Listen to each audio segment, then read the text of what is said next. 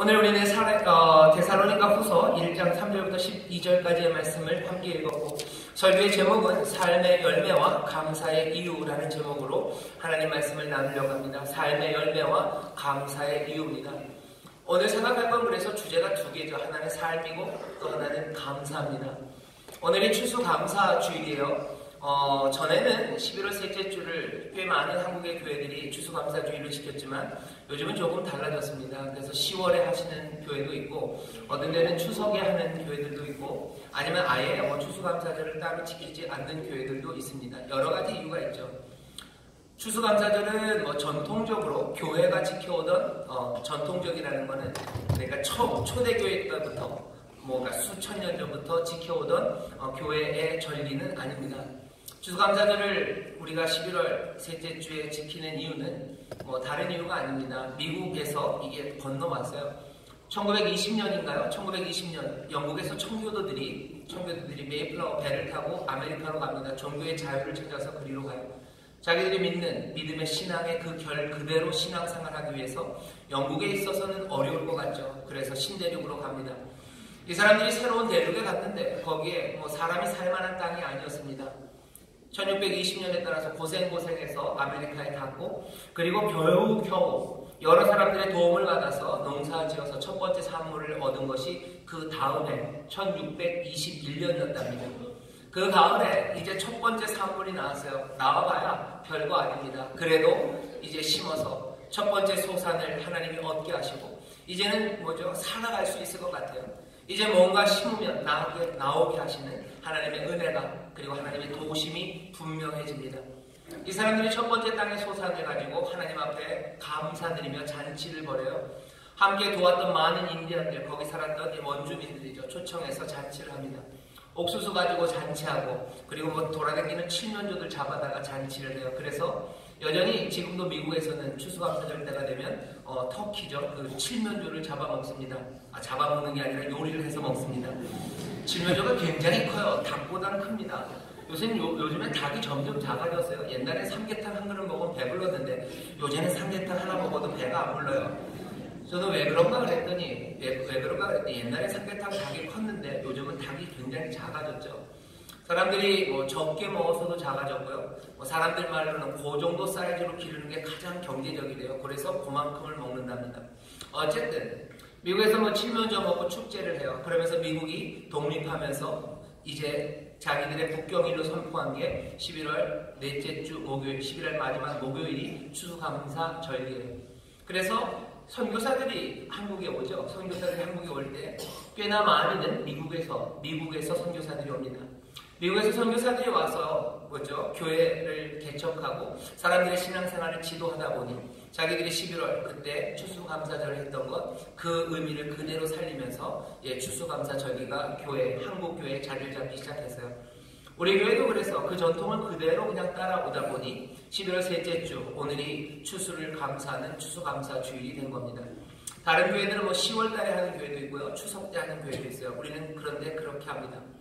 추수감사절이 되면 난리가 난대요. 미국은 블랙 프라이데이라고 여러분들 들어보셨을 겁니다.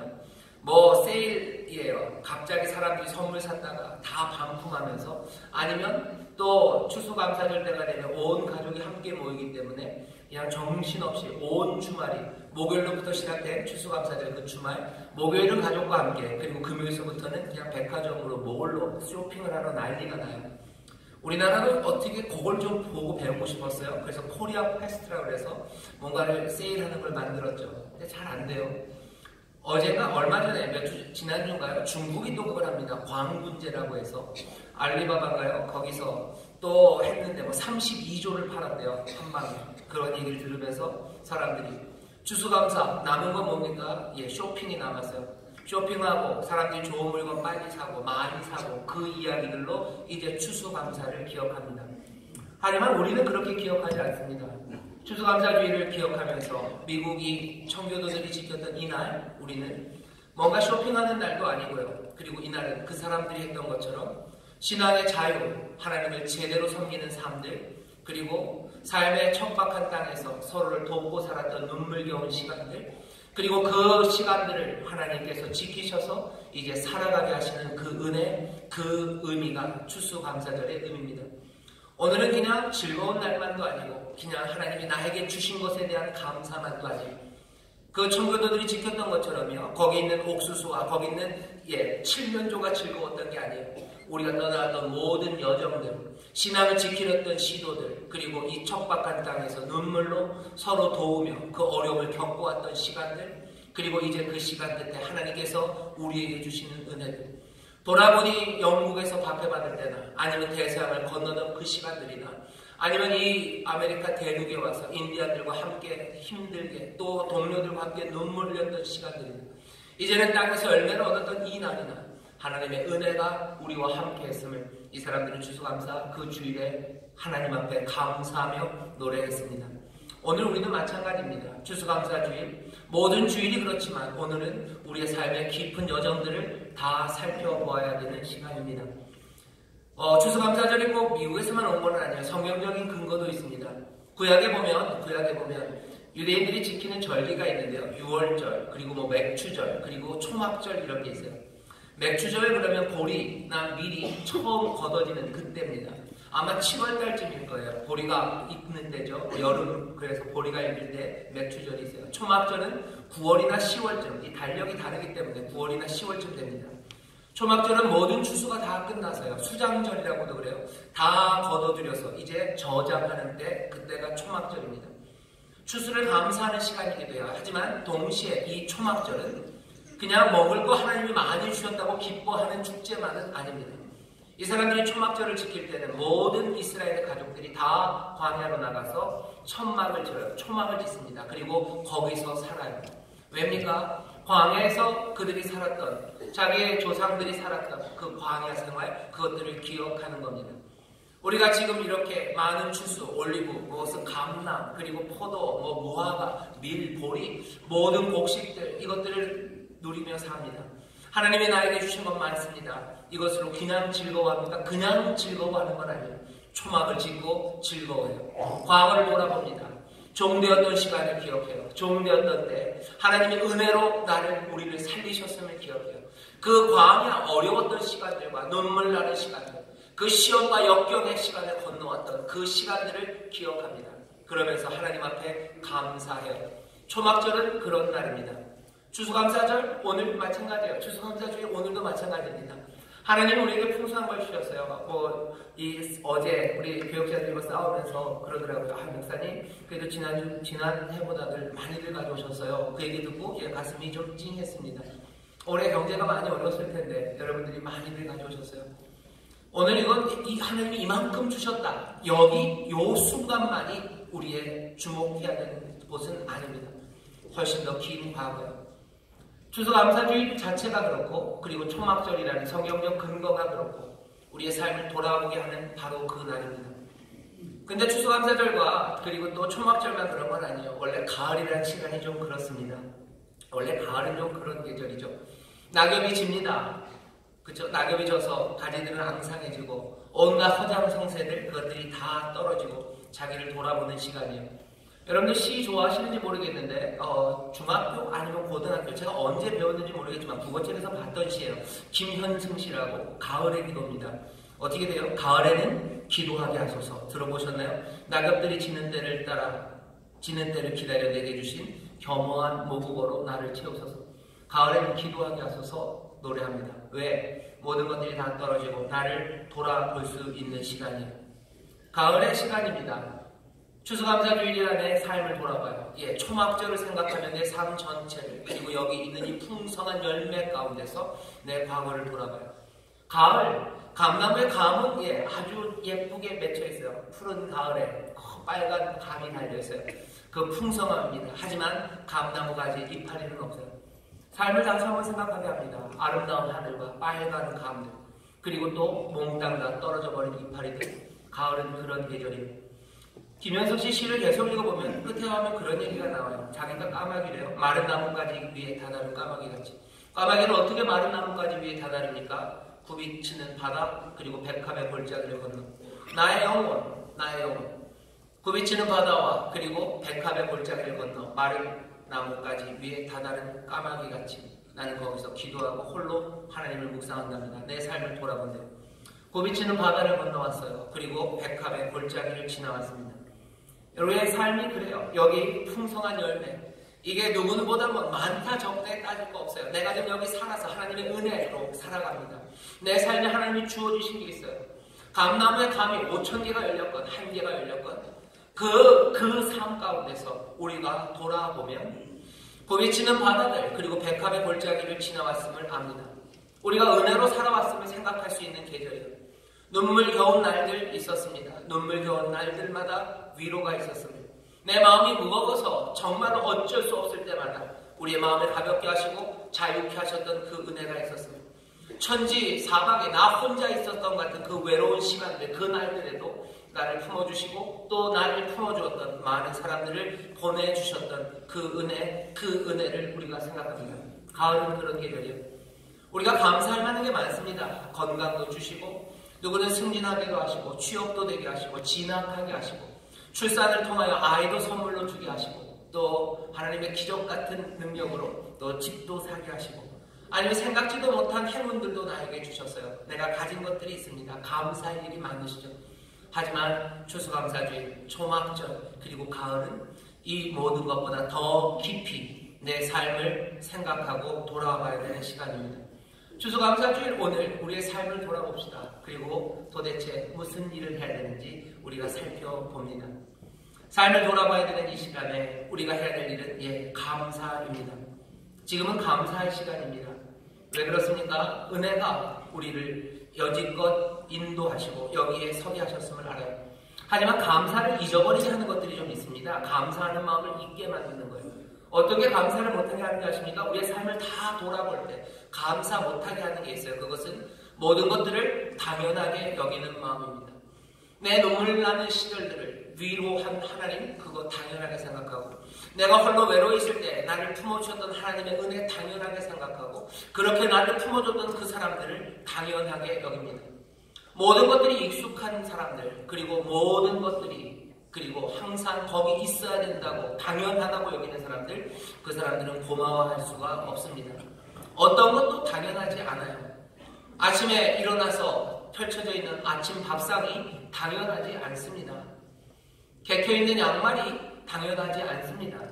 혼자 사시는 분들은 아실 거예요. 아침 밥상이 무슨 우렁각시가 와서 아침 밥상을 차려주나요? 누가 내 양말을 잘 빨아서 개켜주나요? 그거 당연한 거 아닙니다. 스위치를 켜면 불이 들어와야 됩니까? 그게 당연합니까? 아니요, 당연하지 않습니다. 당연하게 여기기 시작하면 감사하지 않습니다. 그냥 당연한 거예요. 감사하지 않아요. 삶을 돌아보면서 아무 감사도 없는 사람들, 모든 것들을 다 당연히 여기는 마음이 있기 때문입니다. 또 왜 감사하지 못합니까? 사람들이 계산하기 시작하면 계산하는 마음이 우리도 감사하지 못하게 해요. 물론 계산을 좀 해야 되죠. 따져봐야 되죠. 어수룩하면 이 세상에서 당할 겁니다. 하지만 그렇다고 해서 계산만 한다면 감사는 어려워요. 늘 빚진 자처럼 살아가는 사람들, 은혜의 빚진 자로 사는 사람, 그 마음이 우리로 하여금 감사하게 합니다. 나는 빚진 자라는 생각이에요. 나는 빚진 자, 나는 감사할 것 투성이, 모든 것들은 내게 당연하지 않아요. 또 감사하지 못하게 하는 것은 하나 더 있는데요. 잊어버리는 마음입니다. 잊어버려요. 우리를 건지시는 하나님을 잊어버려요. 그리고 우리를 도왔던 많은 사람들을 잊어버립니다. 나를 위로했던 사람들을 잊어버려요. 나에게 웃음을 주었던 사람들을 잊어버려요. 그리고 나를 위로하시고 나를 건지시고 구원하시고 그리고 살리셨던 하나님의 놀라운 은혜를 잊어버립니다. 잊어버리면 감사할 수 없습니다. 다 잊어버리는데 뭘 감사합니까? 감사할 게 아무것도 안 남아요. 그냥 여기 있는 이 배추가 왜 여기 있는지 몰라요. 여기 있는 건 그냥 당연히 있는 거예요. 그냥 내가 돈 주고 산 거예요. 그리고 이 배추가 왜 여기에 있는지에 대해서 잊어버립니다. 그러면 감사하지 못해요. 성경은 늘 감사를 북돋아요. 그리고 감사할 이유들을 말하게 합니다. 느헤미야서 11장에 보면요. 느헤미야가 이제 성전을 재건하고 그 레위인들 성전을 섬기는 사람들의 진용을 갖춥니다. 그때 한 사람 이름이 나와요. 그 사람의 이름이 마따냐입니다. 마따냐는 어떤 어른이냐면요. 저 사람은 그 사람들 그리고 백성들이 기도할 때 감사하는 말씀을 인도하는 어른이 되었고 이렇게 됐어요. 마따냐는 레위인 중에서 하는 일이 특별합니다. 백성들이 모여서 기도할 때마다 감사하는 말을 인도하는 거예요.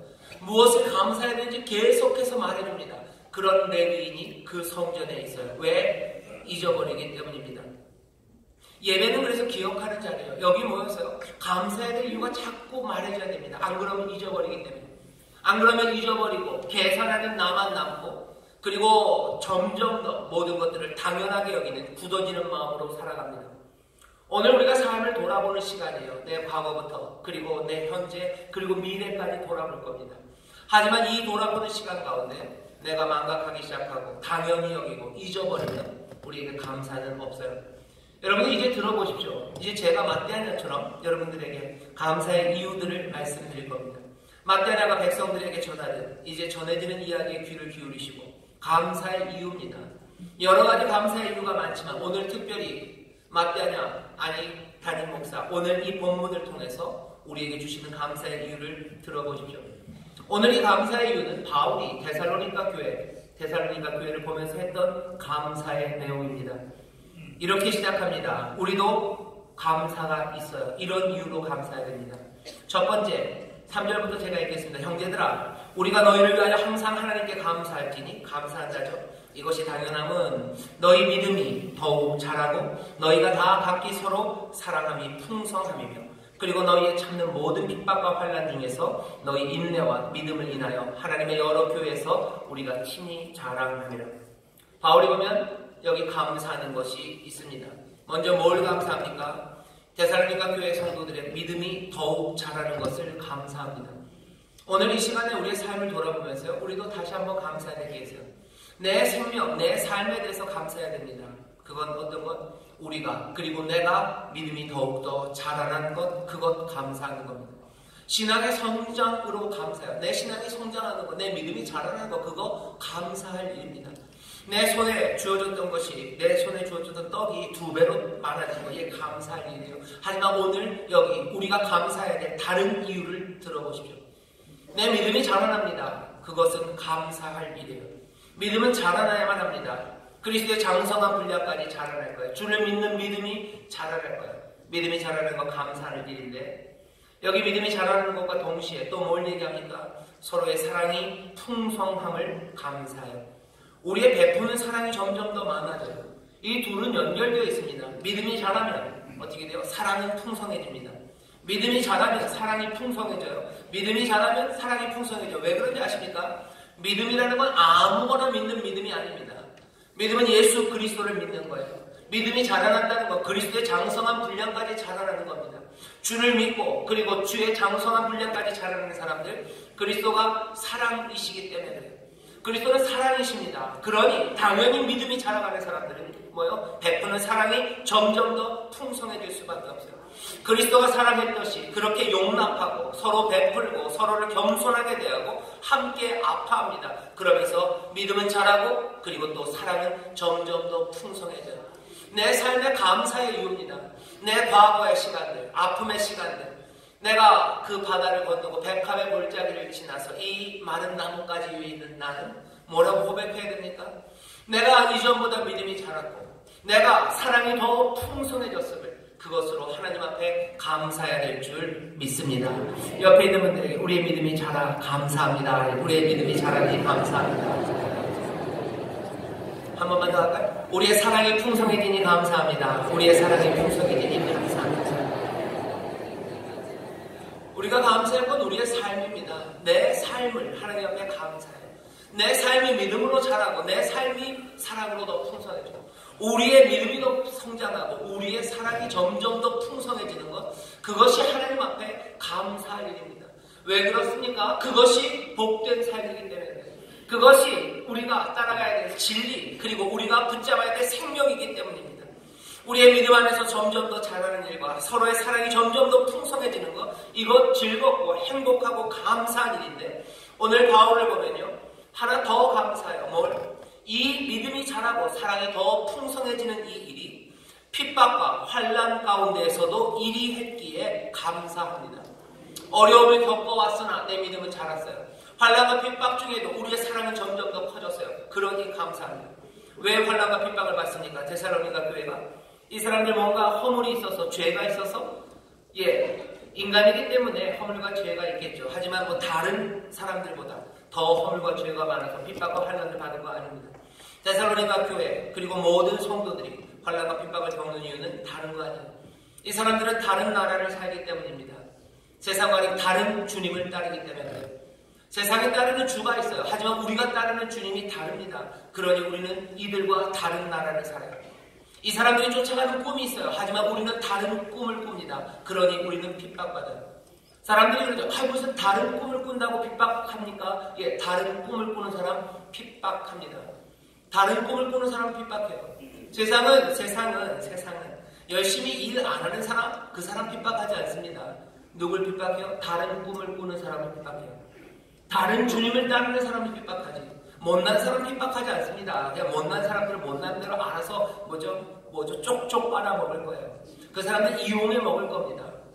하지만 세상은 다른 꿈을 꾸는 사람과 그리고 다른 주를 따르는 사람, 그 사람들 핍박해요. 예수님께서 이 땅에서 왜 고난당하시고 왜 십자가에 달리십니까? 예수님이 뭘 잘못하셨어요? 병 고치는 게 잘못한 건가요? 아니요. 병 고쳤다고 잡아서 십자가에 간 거 아닙니다. 예수님이 누굴 훔쳤습니까? 아니요. 훔치지 않았습니다. 왜 예수님을 십자가에 사람들은 내어줍니까? 다른 꿈을 꿨기 때문에 그래요. 하나님 나라를 이야기하고 하나님이 다스린다고 얘기하고 하나님의 의를 이야기하고 여기 이 백성이 하나님의 의 안에서 복되게 살아간다고 다른 꿈을 꾸고 다른 꿈을 끝까지 말했기 때문에 핍박당한 겁니다. 데살로니가 교회 그래요. 우리도 마찬가지입니다. 그리스도의 사람들이 이 땅에서 환난과 핍박 당할 수밖에 없어요. 왜? 이 사람들은 그리스도의 사람들, 주를 따르는 사람들 끝까지 세상과는 다른 꿈을 꾸기 때문에 그렇습니다. 다른 꿈을 꿔요. 모든 것들이 하나님 안에서 합력하여 선을 이룬다는 꿈을 꿔요. 그 꿈이 뭐가 잘못됐나 싶죠? 그 꿈을 계속 꿔보십시오. 세상은 감당 못하고 핍박합니다. 계속해서 선한 일들이 이루어진다고 말해보십시오. 용서가 세상을 바꾼다고 얘기해보세요. 그런 핍박받습니다. 여기 데살로니가 교회를 향해서 말해요. 감사한데요. 뭘로? 믿음이 자라고 사랑은 점점 더 풍성해지는데 그리스도를 점점 더 아름답게 닮아가는데 이들이 핍박과 환난 가운데서도 믿음은 자라고 사랑은 점점 더 풍성해지는 아름다운 믿음의 공동체 그리고 그렇게 멋진 그리스도의 사람들이 되어가는 것 그것으로 감사합니다.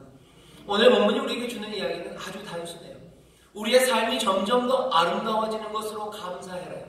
우리의 삶이 믿음이 성장하고 사랑이 풍성해지고 그 모든 것들이 환난과 핍박 가운데 그것이 이루어진다는 것. 이 삶은 어딘가 누구를 닮은 겁니까? 그리스도를 닮아가는 삶이에요. 우리의 삶이 그리스도를 닮아가는 것, 우리의 삶과 생명이 그리스도의 생명으로 가득 차가는 것, 그것으로 감사합니다. 내가 텔레비를 하나 더 가진 거, 아니면 내가 예전보다 조금 더 한 단계 높은 중형차에서 내가 대형차 가진 것으로가 아니라 내 삶이, 내 생명이 아름다워지는 거예요. 내 삶이 진리를 닮아가는 거예요. 내 삶이 그리스도 닮아가고 그리스도의 향기가 나오기 시작하는 거예요. 그것으로 감사하기 시작합니다. 여러분들 이 일들은 핍박과 환난, 인내의 시간 그것들을 견뎌내야 환난과 핍박 가운데도 믿음이 자라고 사랑이 더 풍성해져야 아름다워집니다. 우리 구역장 모임 때도 제가 얘기를 좀 했는데 추운 겨울에요. 나무가 자랍니다. 그리고 추운 겨울에 나무가 자라기 때문에 그 나무가 아름다운 나이테를 만드는 거예요. 그냥 민자나무 뭐도 없어요. 아름다운 나무는 나이테가 켜는 방향에 따라서 무늬가 나오겠죠. 나이테가 말하는 거 하나입니다. 추운 겨울, 혹독한 시절 나무는 멈춰있지 않았다는 거예요. 나무가 멈춰있으면 그냥 멈춰있다가 그 다음 여름, 봄 오면 또 자랄 겁니다. 그럼 나이테는 없을 거예요. 하지만 겨울에 조금이라도 자라서 이를 악물고 자라니 그 나무에 나이테가 생겨요. 그리고 그 나무는 아름다워집니다. 누구는 그래요. 눈이 오고 날씨가 추워져야 향기들이 배기 시작해요. 마늘이 매워지기 시작하고 탱자의 향기가 배는 건 서리가 내린 그 다음이랍니다. 인생이 아름다워지는 것, 그리스도를 닮는 것은 인내로 견뎌내는 깊어지는 그래서 믿음과 사랑이 풍성하고 자라는 일이 환난과 핍박 가운데 점점 더 향기로워질 때 우리는 그것으로 감사합니다. 오늘 추수감사주일 우리의 삶을 돌아보는 시간이라 했어요. 내 과거를 돌아보면 인내와 그리고 눈물이 필요했던 시간일 수 있습니다. 감사하십시오. 왜? 내가 그 눈물이 필요하고 인내가 필요한 시간에 믿음으로 주를 따르고 내 사랑은 점점 더 풍성해져 어느새가 내 인생, 내 삶 가운데는 아름다운 나이테가 어느 순간인가 그리스도의 향기가 담겨지기 시작하고 그리스도의 모습이 보이기 시작합니다. 이전과 다른 삶으로 여기 서 있습니다. 이 삶은 하나님의 선물입니다. 하나님이 이 땅에 배추를 만드시고 이 땅에 하나님이 바나나를 만드시듯이 이 땅에 가장 아름다운 것들을 만드셔요. 그게 우리의 삶이라고 지금 우리에게 가르치시는 거예요. 하나님 만드신 가장 아름다운 것, 인내의 시간들과 눈물의 시간들을 거쳐 믿음으로 그리고 점점 더 풍성해지는 사랑으로 그리스도를 닮은 삶, 이 삶은 하나님이 받으실 만한 거고 우리가 또 기쁨으로 영접할 삶입니다. 이것이 어디 멀리 있지 않습니다. 여기 우리가 살아가는 이곳이 바울은 데살로니가 교회 너희가 그러니 나는 자랑한대, 그러니 나는 감사한대, 너의 믿음이 성장하고 사랑은 점점 더 풍성해지고 너희가 이 모든 것들을 환난과 어려움 가운데 인내와 믿음으로 이루어서 그렇게 자랑할 만큼 살아가는 그 삶이 나는 하나님 앞에 감사한다고 그렇게 고백합니다. 오늘 추수감사주일 우리가 하는 고백이요, 내 삶이 감사해요. 우리의 삶이 감사해요. 우리의 삶이 아름다워지는 것으로 그리스도 닮아가는 것으로 감사하는 우리가 되기를 주의 이름으로 축원합니다. 믿음은 자라고 사랑은 더 풍성해질 거예요. 환난과 핍박 가운데 그럴 겁니다. 여기서 끝이 아니에요. 우리의 과거 현재만이 아닙니다. 오늘 본문은 우리를 미래로 나아가게 해요.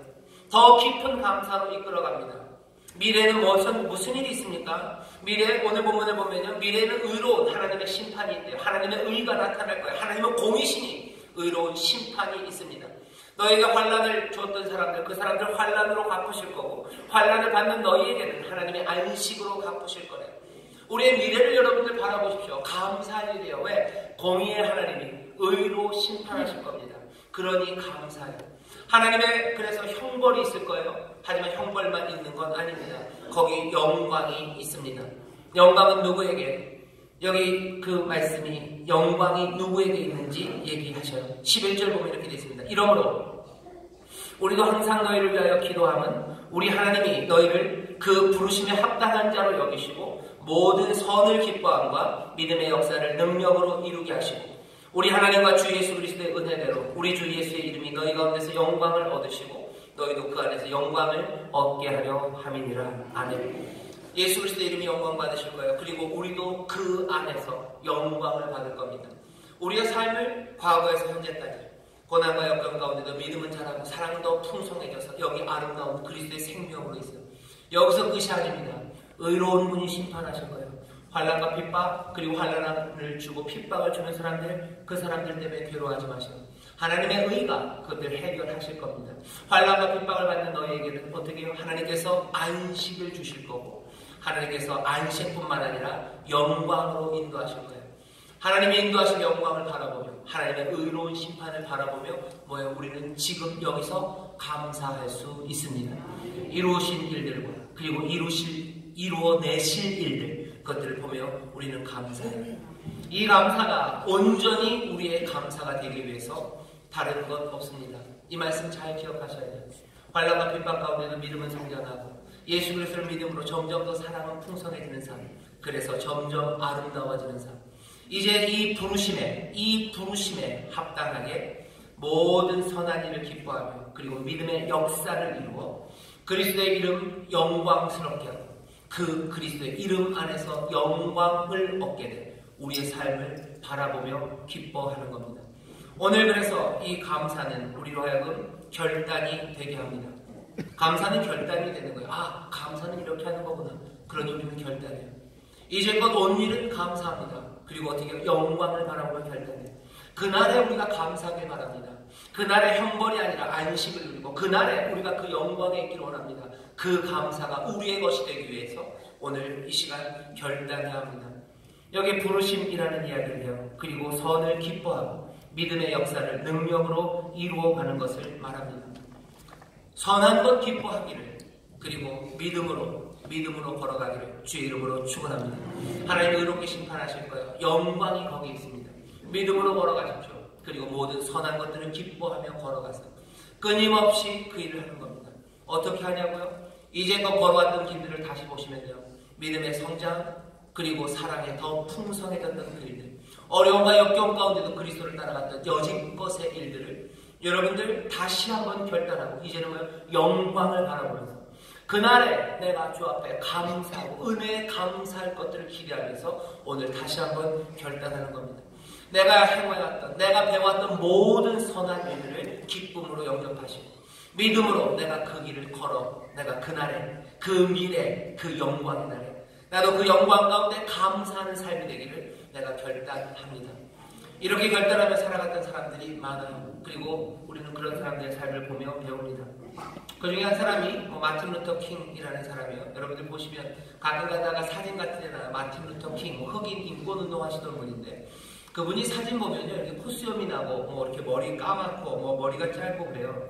그래서 외국 사람들 보면은 나이를 짐작하기가 좀 어려우시죠. 그리고 게다가 수염이 나서 나이가 굉장히 많은 사람 같지만 마틴 루터 킹이 죽을 때 나이가 39입니다. 39에 암살당했어요.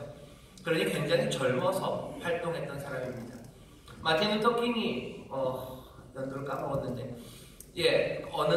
죽기 얼마 전에 사람들 말로는 마지막으로 했던 설교가 있는데요.